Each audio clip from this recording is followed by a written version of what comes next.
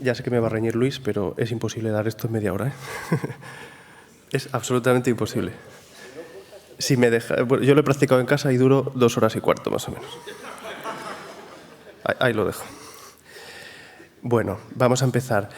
Voy a ir muy rápido en esta parte. El síndrome glúteo profundo es una entidad que todos conocéis, aunque el nombre os suene un poco raro, pero todos seguro que habéis tenido un montón de casos, vamos, prácticamente seguro. Es una entidad diagnóstica infradiagnosticada que se caracteriza por el atrapamiento no discogénico del nervio ciático en el espacio subglúteo. Hasta ahora estábamos hablando de ciatalgia extraespinal. La ciatalgia extraespinal la podemos dividir en dos, la que es intraabdominal o la que es pélvica y en el espacio subglúteo. A la ciatalgia extraespinal del espacio subglúteo se le llama síndrome subglúteo. La etiología es amplísima. Hay más de... Este trabajo que vais a ver lo he desarrollado durante aproximadamente 3 años. Es patología rara, vais a ver un montón de cosas raras que diréis, ¿qué coño es esto? Pero es un trabajo de 3 años. Quiero decir, todo eso lo hemos visto en solo 3 años. No son casos no es un desarrollo de 60 años y os ponemos un caso rarísimo del año 91. La etiología es amplísima, hay más de 60 causas. Debido a que la resonancia ha avanzado tanto y a que tenemos un tratamiento endoscópico que va estupendamente, nos tenemos que poner las pilas con esto y esto tiene que empezar a hacerlo todo el mundo. La resonancia es actualmente el procedimiento de diagnóstico-elección y va a marcar cómo manejas estos pacientes.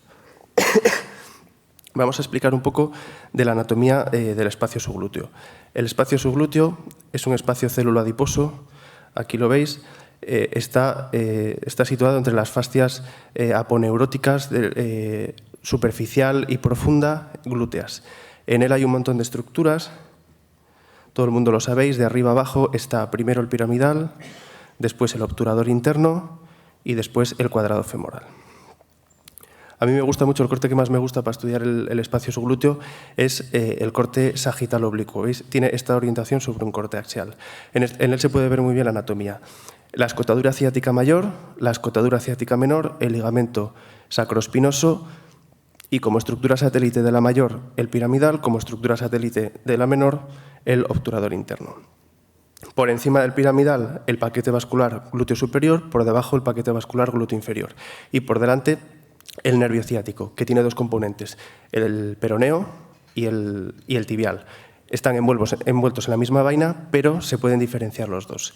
Y en esta zona anteroinferior pasan un montón de nervios. El nervio del cuadrado femoral, el del obturador interno y el femoral cutáneo posterior. Todos estos nervios son muy importantes porque los tenemos que diferenciar de bandas fibrosas que luego veremos. Cuando lo vemos en el corte axial, aquí lo veis, los isquios proximales, vemos el nervio ciático con los vasa vasorum de su nervio, el nervio de la porción corta del bíceps, el nervio de la porción larga del bíceps, la arteria glútea inferior y aquí la arteria circunfleja ascendente posterior que va a vascularizar la cabeza del fémur. Muy importante a la hora de la punción no pincharla. Bueno, en cuanto a los signos y los síntomas, seguro que todos habéis tenido un caso. Es un dolor o bien en la cadera o bien en la región glútea.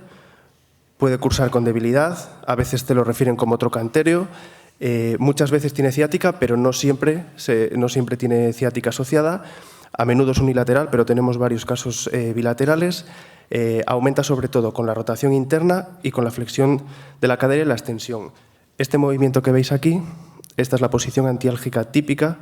Los pacientes elevan la otra cadera para que no les duela. Si hacéis esta posición, mira, esta posición es la que lo provoca. Esta es la que estira el nervio. Porque a veces decimos abducción, rotación y luego no os hacéis la idea. Es como estar sentado y llevarla hacia arriba. El caso típico de pacientes que nos llegan son operados de columna lumbar, que los han tratado 12 médicos y que ya no saben qué hacer. Y le han operado de hernias discales, porque todo el mundo a partir de una determinada edad tiene hernias discales que son asintomáticas y realmente donde está el atrapamiento es un poco más abajo. Como las causas son múltiples y las vamos a ver todas, se puede añadir clínica que igual que iremos viendo. El síndrome glúteo profundo tiene 2 etiologías, los atrapamientos musculoesqueléticos específicos y patología no específica. La patología no específica no la vamos a ver porque esa es fácil de diagnosticar. Si tienes un traumatismo, un hematoma, una fractura de sacro que afecta al plexo, iatrogénica o causas inflamatorias, una sacroiliitis infecciosa que te baja por el nervio, las vasculares, ginecológicas, tumores, todo eso lo sabemos diagnosticar todos y no es nada nuevo. Lo que sí es nuevo son toda la patología relacionada con el atrapamiento musculoesquelético. Hay 7 causas, que son las bandas fibrosas, el síndrome del piramidal, el síndrome del obturador interno, la patología del cuadrado femoral e isquiofemoral, los isquiotibiales, los trastornos glúteos y las causas ortopédicas. Vamos a intentar explicar un poco la fisiopatología de este síndrome. Durante la rotación interna y la aducción de la cadera, con extensión, ese movimiento que os acabo de enseñar, el ciático se mueve. El ciático se mueve dentro del túnel isquiático, aproximadamente 3 centímetros. Cualquier patología que impida ese movimiento del nervio ciático va a generar una compresión. El mecanismo fisiopatológico subyacente es una neuritis isquémica. Aquí veis un paciente que tiene un atrapamiento por una banda fibrosa.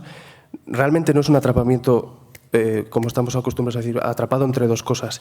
Es simplemente que la banda fibrosa lo ancla el nervio y no le deja hacer esa excursión de 3 milímetros con los movimientos de la cadera. Este paciente tenía este atrapamiento, esta conexión fibrosa, y el nervio estaba amarillento, muy engrosado, con la pérdida del patrón fascicular. En el momento que cortas la banda fibrosa, de repente aparecen todos los vasa vasorum del nervio. La fisiopatología subyacente es una neuropatía isquémica por tracción.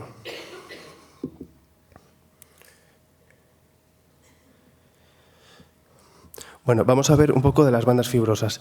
El diagnóstico de las bandas fibrosas ha cambiado, fue lo que empezó a cambiar totalmente cómo valoramos el síndrome piramidal. Antes, si no tenías patología glútea o de psoas, dolor anterior o lateral, y tenías dolor posterior, directamente, si no sabías lo que era, decías, tiene un síndrome piramidal, mirabas a ver si había hipertrofia o no, a veces la veías, a veces no, y no sabíamos qué hacer. En el momento que empezamos a descubrir esto, cambió completamente lo que antes llamábamos el síndrome piramidal, que ahora ya no lo podemos llamar así. Las bandas fibrosas, ahora veremos varios casos, se pueden clasificar en función de su localización, de su estructura o de su mecanismo patogénico. En función de la localización, las tenemos proximales en la zona de la escotadura ciática, las tenemos distales en la zona del túnel isquiático. Aquí no están situados los isquiotibiales, pero esta sería la inserción isquiotibial y aquí se forma un túnel por donde pasa el nervio ciático, luego veremos algún vídeo. Esas serían los distales. Y luego están las medias, que se producen en toda la interfase. Yo lo llamo normalmente el espacio piriforme obturador, que es donde van a estar la mayor parte de ellas. En cuanto a su estructura macroscópica, es muy importante. Tenemos que decir si son bandas fibrosas, bandas vasculares puras, como pasa en algunos atrapamientos a nivel de la fosa posterior del cráneo, solo vasculares, fibrosas o fibrovasculares, que son las más frecuentes. Esto es muy importante a la hora de la cirugía porque sangran mucho. Y en función del mecanismo fisiopatogénico empezamos a ver que había diferentes tipos. Lo hemos dividido en 2, que son las compresivas o tipo puente y las adhesivas. Las compresivas o tipo puentes, las veis aquí, las hemos dividido en 2 tipos, si están por delante o por detrás del nervio, y simplemente no se unen al nervio. Lo único que hacen es, están ahí y simplemente le hacen como una cama, o bien por delante o bien por detrás. ¿Qué es lo que pasa? Que con los movimientos de la cadera el nervio no puede moverse. Entonces hace neuritis isquémica. Las adherenciales las hemos dividido en varios subtipos. Aquí veis este tipo, que son las tipo 2, que anclan el nervio en un solo punto. Son bandas fibrosas únicas y que lo anclan en un solo punto. Suelen estar en el plano del nervio, son estas 2, y bien pueden ser o laterales o mediales. Y luego están las bandas fibrosas tipo 3, que son muy fáciles de diagnosticar, que tienen una distribución inespecífica a lo largo de todo. Anclan el nervio en múltiples direcciones, son cuando encontramos un magma fibroso por patología previa. Esas son las tipo 3. Vamos a ver algunos ejemplos. Este es un ejemplo de una banda fibrótica. Veis que tiene una señal intermedia. Es hipointenso, pero no es muy hipointenso como el músculo. Aquí veis los 2 fascículos de nervio. Esto es un corte sagital. Veis los 2 fascículos de nervio ciático y veis esta banda fibrosa que pasa por delante. Aquí se ve la neuritis en secuencias edemas sensibles. Esta, lo que hicieron fue resecarla y el paciente fue estupendamente. La impresión que tenemos es que estas bandas de tipo puente pueden ser más congénitas, pero eso no hemos tenido manera de confirmarlo. Este es un test de infiltración que le hicimos a este paciente. Rodeamos el nervio ciático de una solución con anestésico y corticoide para ver cómo evolucionaba y aproveché para meterle un poco de contraste iodado. Y me hizo un estudio negativo del nervio y ahí se vio claramente cómo cruza, tipo puente, no se ancla en el nervio, pero cruza por encima de él. Os voy a enseñar este caso porque es espectacular. Tenéis que decir cuando una banda fibrosa, aquí se ve claramente, ¿veis ahí cómo se corta?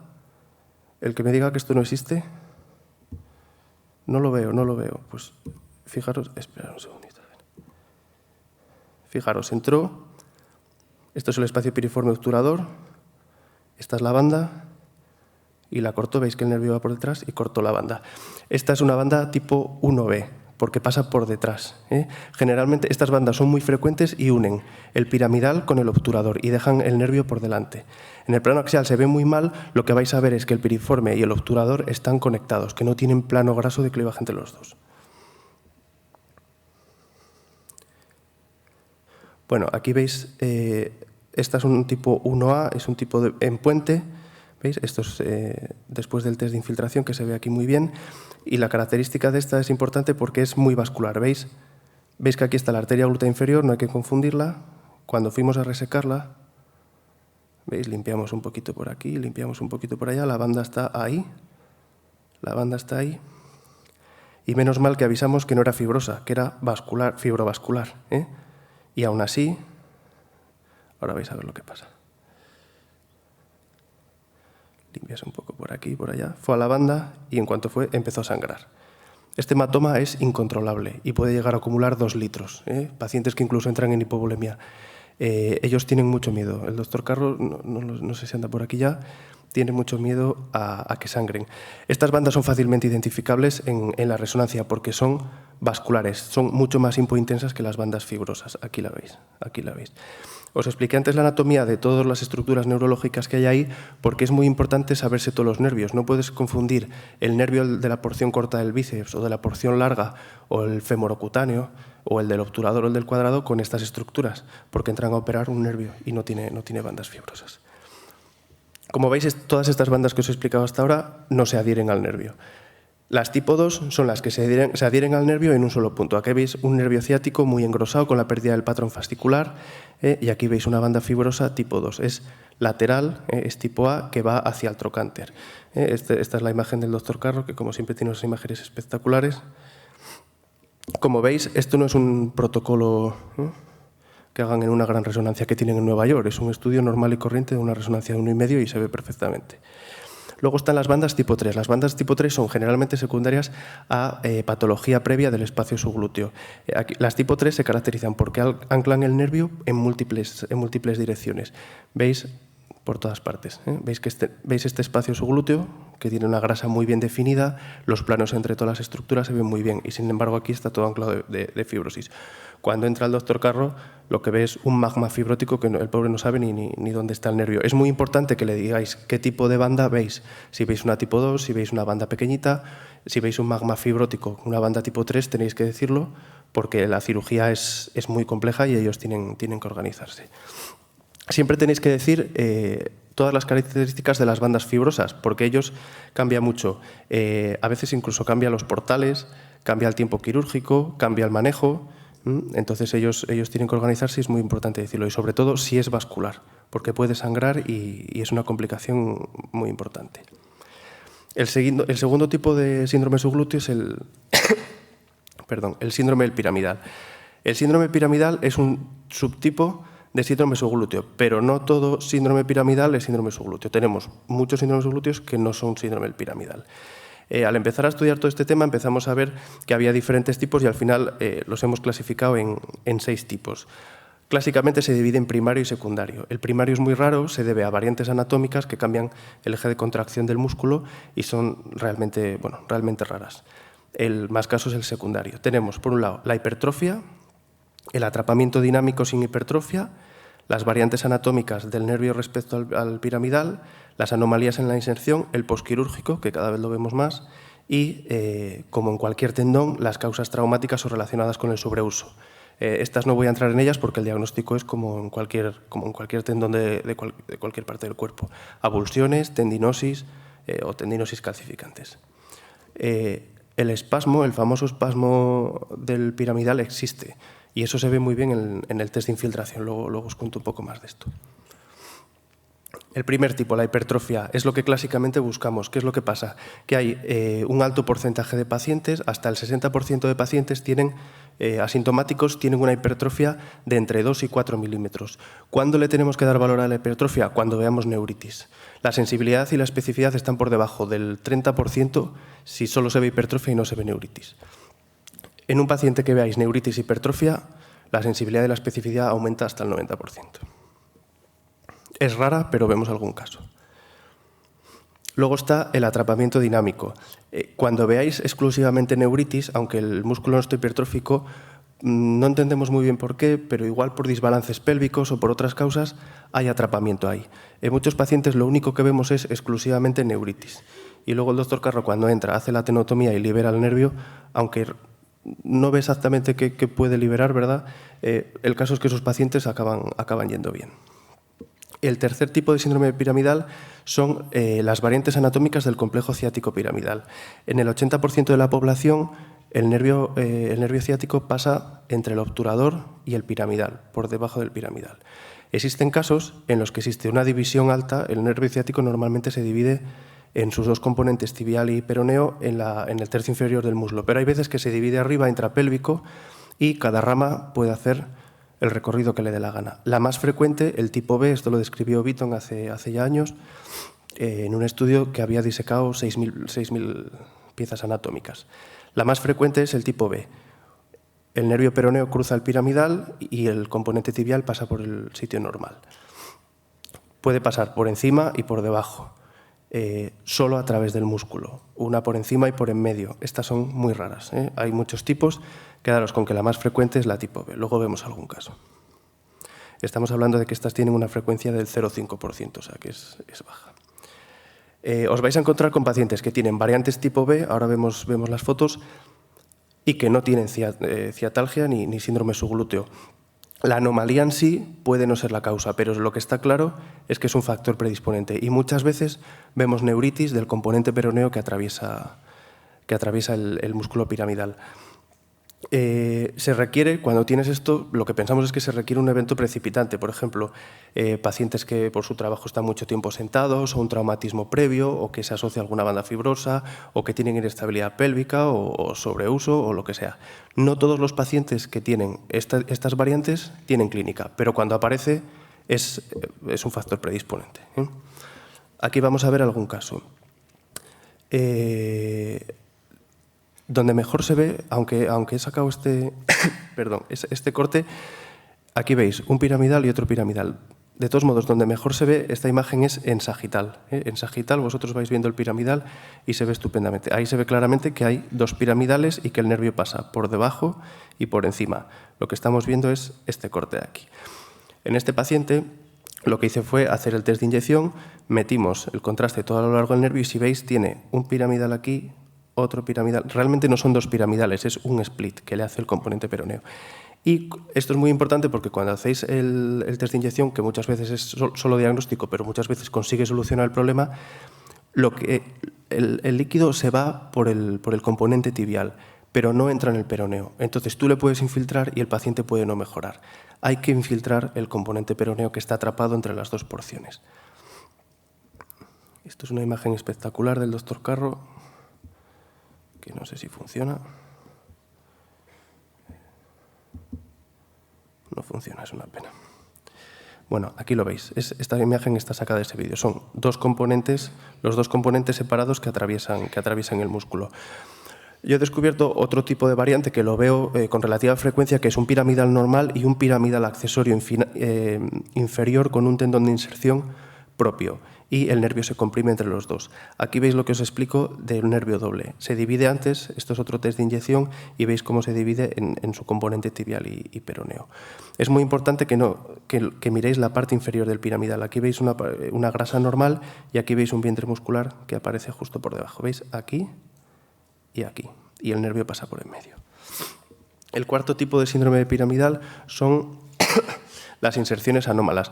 Yo esto empecé a descubrirlo en pacientes a los que le hacía Botox, pacientes que no iban bien con el test de infiltración, le pinchas votos. Y en el escáner se ven muchísimo mejor que en la resonancia. Yo creo que es porque nunca las busqué en la resonancia. Aquí veis una raíz que está completamente atrapada, la pobre no sabe meterse por una inserción amplia intraforaminal. Aquí lo que veis es un vientre muscular accesorio intrapélvico que comprime esta raíz. No siempre ves una compresión completa de todo el nervio ciático, a veces está en una raíz. Aquí veis un músculo piramidal que es amplísimo, que tenía una superficie de inserción, tenía varias uniones entre varios cuerpos vertebrales, de L4 a S1 lo tenía todo fusionado y el músculo piramidal era muy ancho. Y luego este, que es el que a mí más me gusta, que tengo ya 3 casos. Es un vientre muscular accesorio que no es intrapélvico, es extrapélvico. No sé si se ve, no sé si lo veis ahí abajo, es un poco pequeño. Fijaros de dónde sale el vientre muscular extrapélvico. Lo veis prácticamente arriba, en la porción superior de la sacroiliaca, y se va a fusionar con el músculo del piramidal. No tenemos muy claro por qué se produce neuritis. La impresión que yo tengo es que estos vientres musculares y estas inserciones lo que hacen es cambiar el eje de contracción del músculo piramidal y acaban comprimiendo el nervio porque no se contrae en su eje normal, ¿no? Y luego, desde que nos hemos puesto con este tema, cada vez nos mandan más pacientes de fuera y este es el más difícil de manejar, pero el más fácil de diagnosticar, es el síndrome piramidal posquirúrgico. Hasta ahora se ha hecho tenotomía por cirugía abierta y estos pacientes generalmente van muy mal. La cirugía abierta del piramidal, para cortar el piramidal, tiene una alta incidencia de recidiva fibrosa y de formación de fibrosis que ya han quitado antes. Es muy fácil de diagnosticar porque ves un piramidal atrófico con un piramidal totalmente retraído, un magma fibrótico y cambios inflamatorios, y veis ahí neuritis. Lo que encuentra el doctor Carro cuando entra es bandas tipo 3. En el posquirúrgico siempre son bandas tipo 3. Un magma fibrótico, como veis, es algo sutil. Tiene una hiperintensidad, está atrófico. Hay que ampliar y ver que ahí claramente está pasando algo. Cuando nosotros estudiamos la muñeca, vamos a mirar una cosa que tiene 2 milímetros y decimos, pues tiene esto, ¿no? ¿Por qué no en la cadera, ¿no? ¿Por qué en la cadera no? Un problema de 4 o 5 milímetros no va a poder dar patologías y en otros territorios sí. Bueno, la misma clasificación que el síndrome del piramidal la podemos hacer para el resto de los rotadores externos. Todo lo que viene a partir de ahora es raro, pero en conjunto de varias cosas raras sí que te hacen todo el síndrome. Aquí veis un paciente que tenía neuritis franca, tenía una neuritis ciática franca y tenía, aquí la veis, la neuritis tenía distensión de la bursa del obturador interno y era un atrapamiento del obturador. El doctor Carro me ha pasado este vídeo que es impresionante.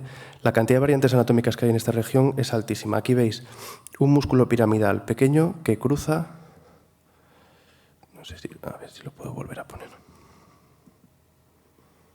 Cruza y hace un split en el ciático. Cruza y hace un split en el ciático. Lo que hace en este caso es cortar el músculo piramidal y se acabó el problema. Lo digo así como si fuera muy fácil, pero solo lo hace él. Solo lo hace él y Hal Martin en Estados Unidos. Existe hipertrofia del obturador interno. Existe hipertrofia del obturador interno, aunque es rara. Generalmente lo vemos en culturistas o en pacientes que empiezan a hacer deporte y antes no lo hacían. Como veis, también existen variantes anatómicas, o sea que la clasificación que usamos para el piramidal la podemos usar para el obturador, pero es una patología que es mucho más rara.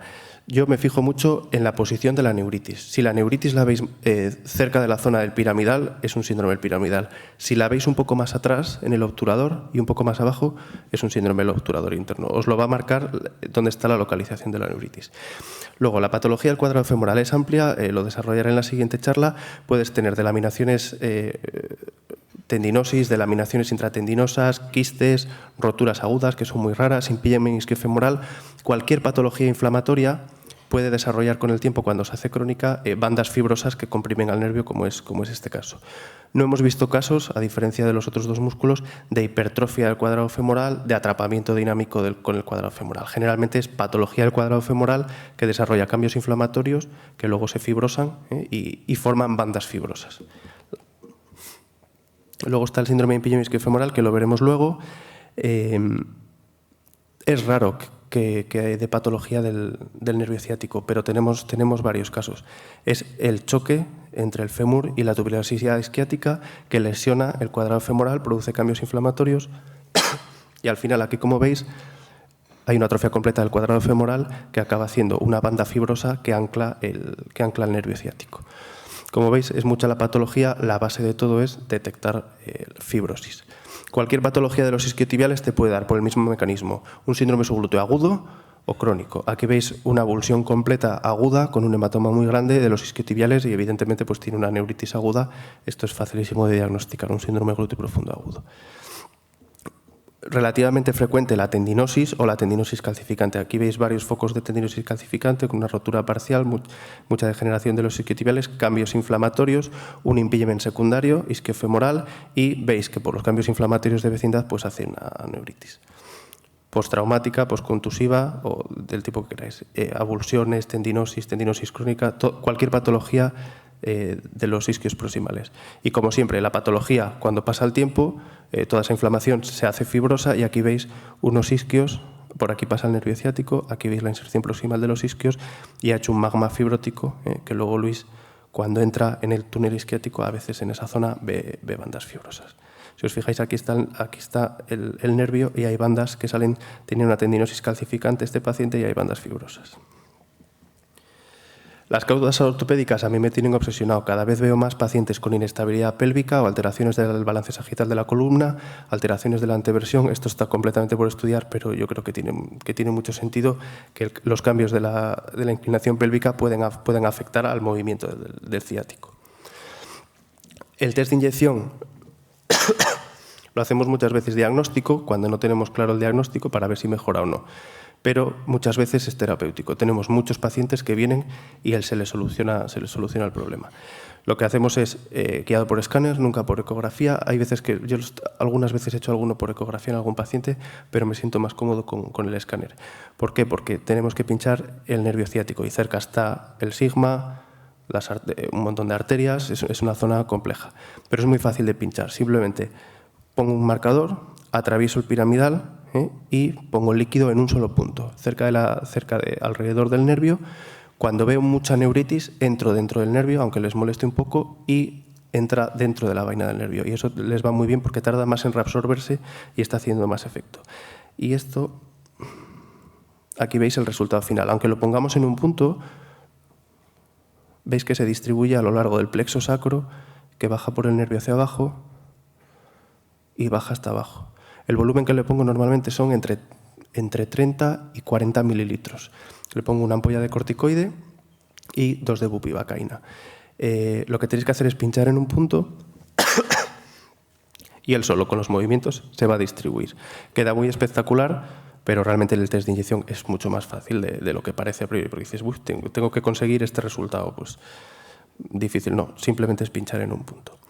En todos aquellos pacientes en los que la causa esté en el músculo piramidal, como son el espasmo, no os lo he contado, pero aquí cuando cruzas para llegar al nervio ciático, notas perfectamente. Cuando vas entrando, yo cierro los ojos y voy entrando y noto perfectamente cuando cruzo la fascia superficial del glúteo, la fascia profunda y cuando llego al piramidal. Y muchas veces llego al piramidal y está duro. El espasmo no es un mito, el espasmo existe y está durísimo. Lo que hago en esos casos es inyección del nervio ciático, pero también cuando retiro la aguja meto un poco de corticoide intrapiriforme y esos casos van muy bien. Cuando no consigo que vayan bien con el test de infiltración o no cede la hipertrofia o tiene un espasmo que no cede o tiene una variante anatómica, lo que hacemos es Botox. La infiltración con Botox da como mucho miedo, pero es exactamente igual, solo que tienes que pinchar dentro del músculo piramidal. Generalmente yo pincho en 2 puntos, porque a veces se distribuye por la zona inferior si pinchas abajo y tengo que ir a la zona superior. El procedimiento, como veis, es el mismo, lo único que tienes que tener un poco de cuidado para que no se te vaya los nervios de alrededor. Como os digo, es más raro pinchar con Botox, pero siempre con causas que veáis que sean específicas del músculo, que no sea bandas fibrosas, otro tipo de causas. Las conclusiones. Es una entidad completamente infradiagnosticada. A nosotros nos están llegando pacientes de toda España, de Suiza, del otro lado. Es seguro que tenéis casos en vuestro archivo y esto hay que empezar a hacerlo bien. ¿Por qué? Porque son pacientes que vienen con una demanda justificada altísima. Son pacientes que muchas veces están con derivados mórficos, que llevan 3 años con dolor, encamados. El último que nos llamó venía de Andalucía y decía, llevo 2 meses en la cama y no me puedo ni mover.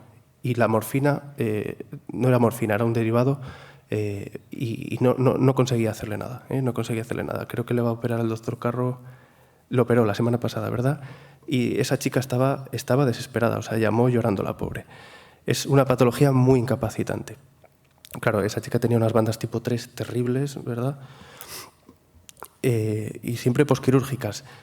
Os vais a encontrar con ese caso de una persona que está operada de columna lumbar y que no mejora. Esos casos que están operados de posibles hernias y que no mejoran, tenéis que iros siempre al subglúteo.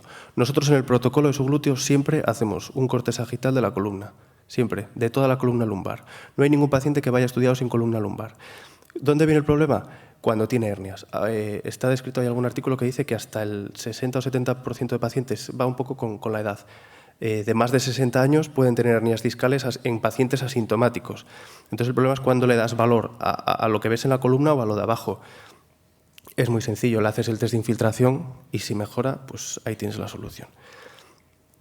Las causas de atrapamiento, como veis, son tantas como posible patología que genere inflamación haya en esa zona y que luego deje fibrosis. El espectro etiológico, por tanto, es amplísimo. Y ya no podemos hablar solo de tendrá un síndrome piramidal, si tiene hipertrofia o no tiene hipertrofia. Ya veis que las causas son múltiples. Lo que ha cambiado completamente esto es la detección de las bandas fibrosas. No todo síndrome subglúteo es síndrome piramidal. No todo síndrome subglúteo es síndrome piramidal. Tenemos la suerte de tener al doctor Carro que hace la endoscopia. Solo se hace en 2 sitios en el mundo, pero esto yo creo que se va a generalizar en los próximos años y todo el mundo va a saber hacerlo. Vosotros tendréis el inconveniente de que en vuestro servicio no lo hace, pero siempre sabréis que hay gente que lo hace y que va bien. Como todo en la vida, muchas veces vosotros tenéis que tirar del traumatólogo, otras veces ellos tiran por nosotros para aprender cosas, ¿no? La inyección diagnóstica y terapéutica. Y lo más importante, que siempre que tengáis un dolor subglúteo, hay que hacer resonancia. El eco no tiene ningún valor y hay que hacer resonancia con un protocolo específico que luego, si queréis, en la discusión lo vemos. La resonancia cambia el manejo terapéutico de estos pacientes. Os voy a enseñar una foto de mi casa, en mi pueblo, en León. Ese soy yo vestido de maragato. Gracias.